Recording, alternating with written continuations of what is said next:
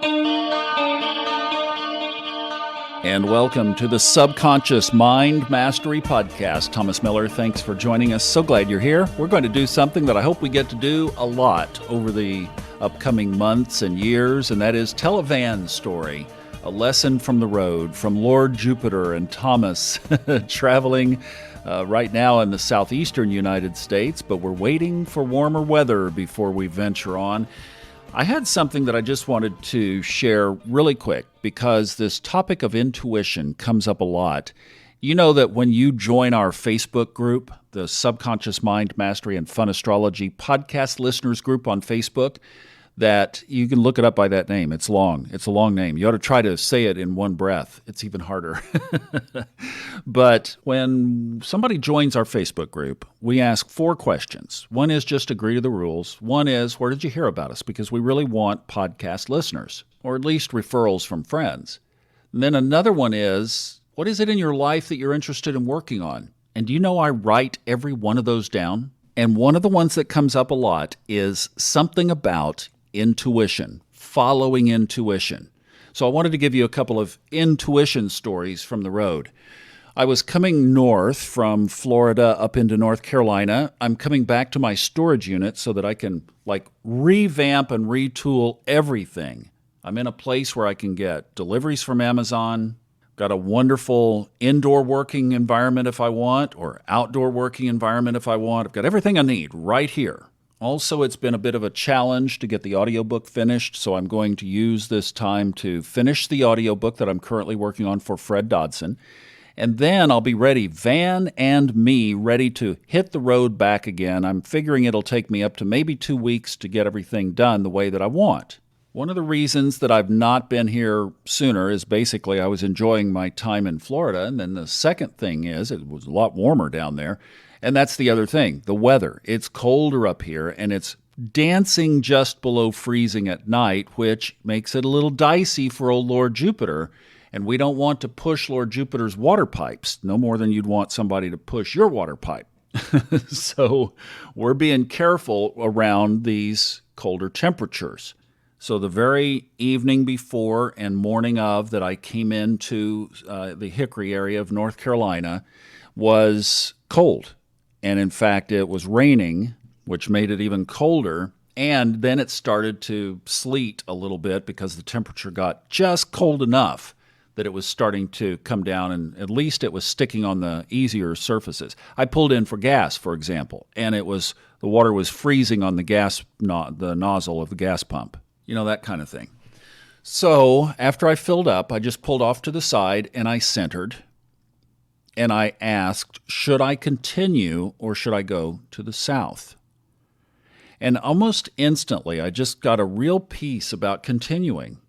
It was going to be okay.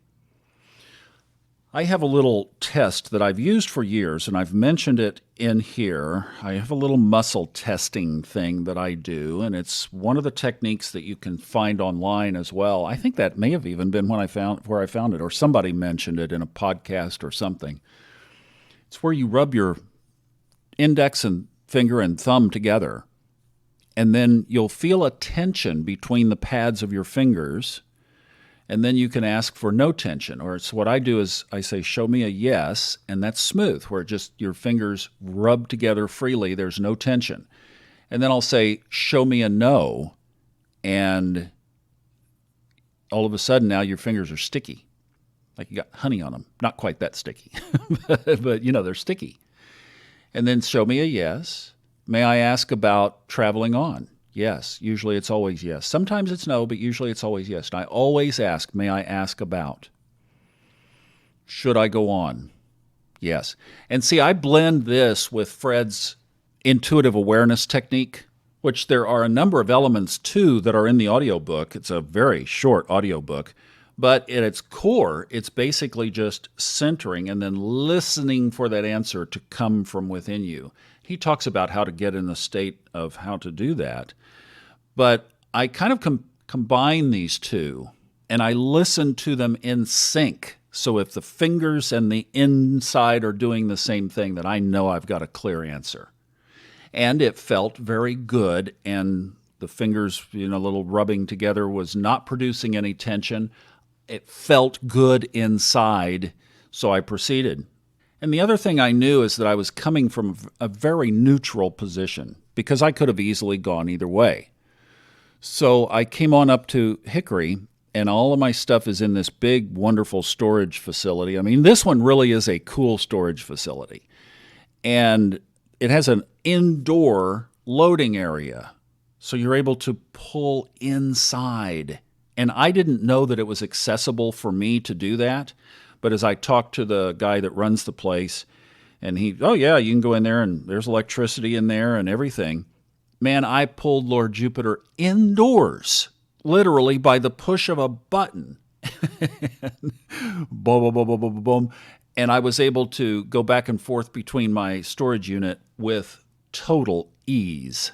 And I really didn't care at all that it was raining for most of the morning, at least, and was about 33 or 34 degrees outside. I didn't even know. So I had this amazing work environment. So the little muscle test that was just saying, yes, go on up to Hickory, even though it was a couple of degrees colder and would have been more subject to freezing, it didn't matter because once I hit town, Lord Jupiter was not outside for more than another 30 minutes at the most. I mean, it was almost truly a perfect day in that regard.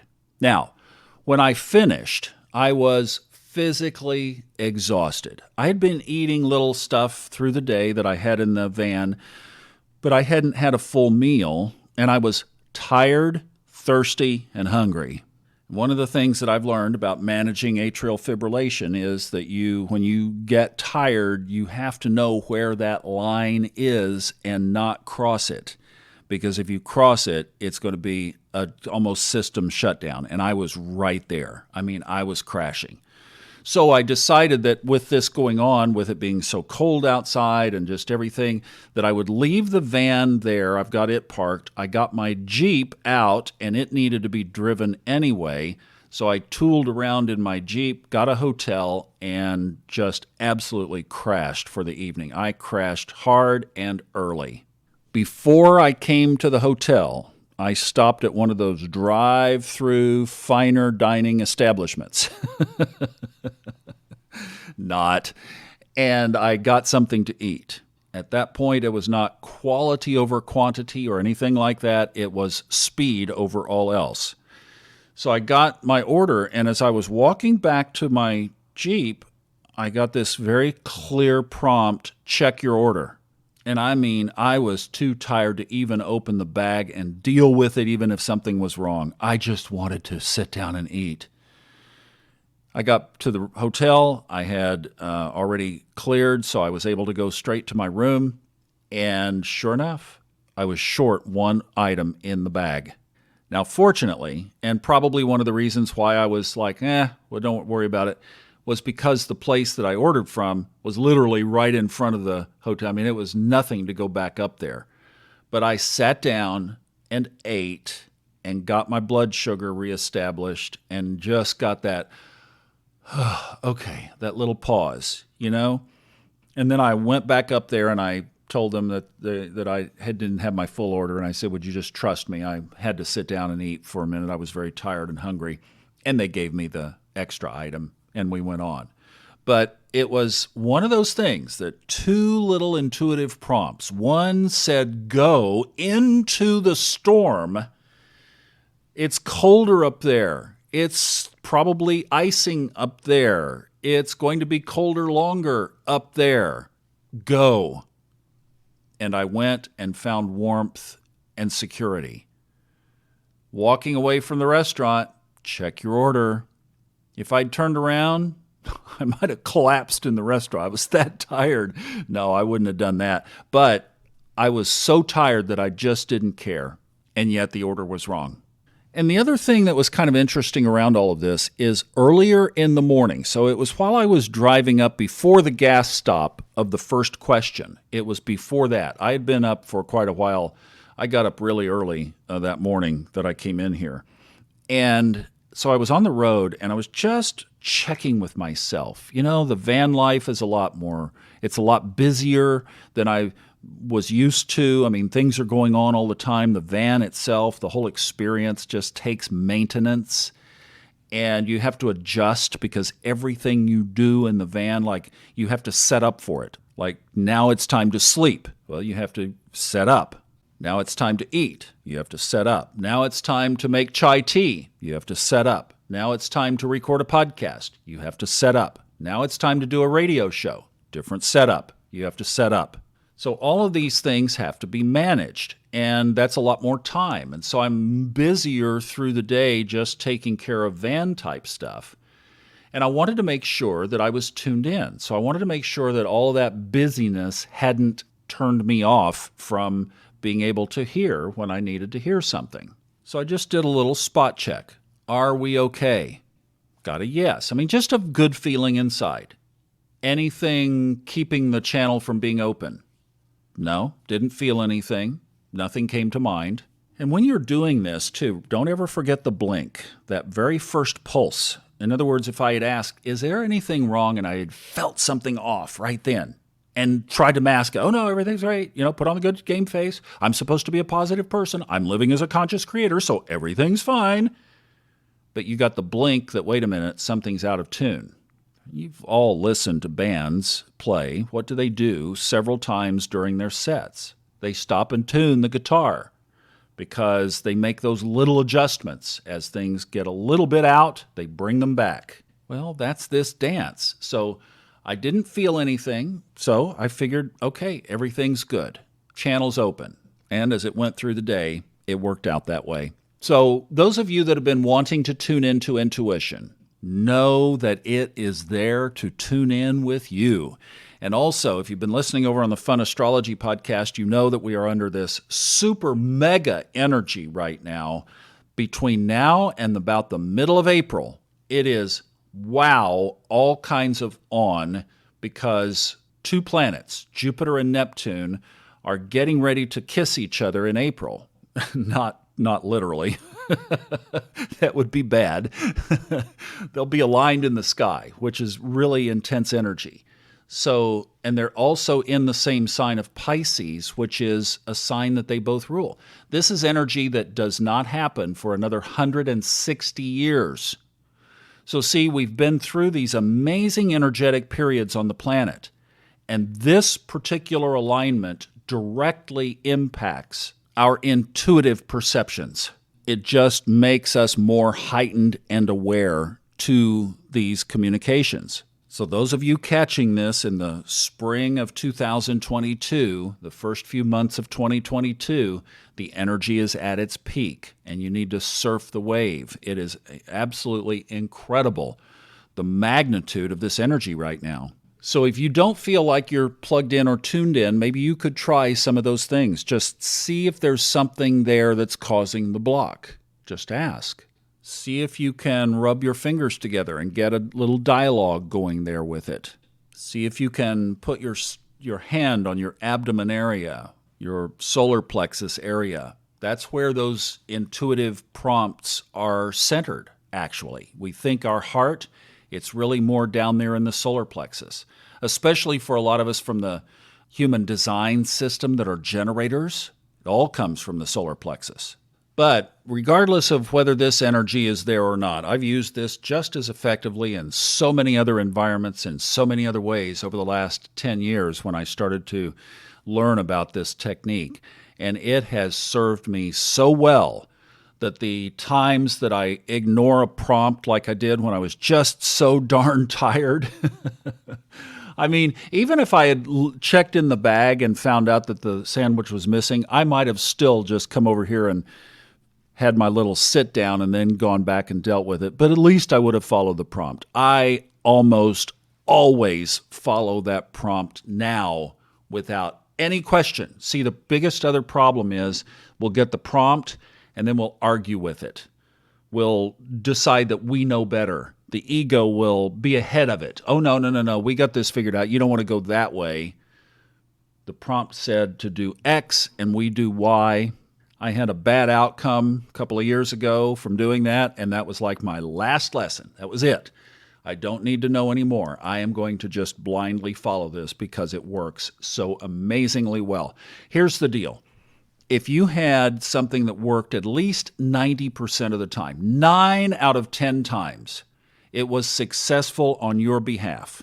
But about 7 out of the 10 times, it didn't make sense to your ego. So it works 90% of the time, but 70% of the time, it doesn't make any sense. Would you still take the 9 out of 10 results? Like you could close your eyes and get 90%. If you traded the stock market, and you were 9 out of 10, you would be a multimillionaire in the next 6 months. I mean, it would be like you couldn't resist. And you say, well, why doesn't it work with that? Well, I firmly believe there are many other lessons at play there, and it's not some kind of a tool to use for selfish ambition. This is a soul path, soul purpose, soul guidance kind of tool. It's the kind of tool that keeps you in your best zone. So there may come a time in your life where that might be applicable, and it's time to make some money, and you've studied the market or you've tuned into the market enough that that's where your interests are, and maybe it will give you that gift of intuitive perception about the stock market. There are people that have that. Or maybe there are money lessons that still need to be learned, and they haven't been. So that needs to be dealt with first. So it's all part of a soul journey. It's not part of a get-rich-quick scheme. It's not part of a satisfy the ego by taking care of all the money problems. That's not what this is for. But when you tune in and you're in sync with that intuition, I firmly believe that it will take care of all of your needs, and of course, money is one of those. So, according to your soul's plan, it will take care of the money. And I think you get the spirit of that as well. I hope this helps. A fun little story from the road. And like I said, hope to have many, many more of these, but this was one that just happened. It was fresh. It came to mind. I captured it, and I wanted to share it out.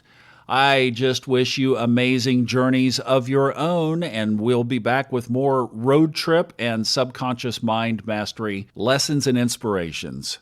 And if you'd like to know what that planetary energy is doing on a daily basis, check us out over on Fun Astrology every Monday through Friday. Love to have you over there as well. Thank you so much for listening. Enjoy the journey. I'm Thomas Miller.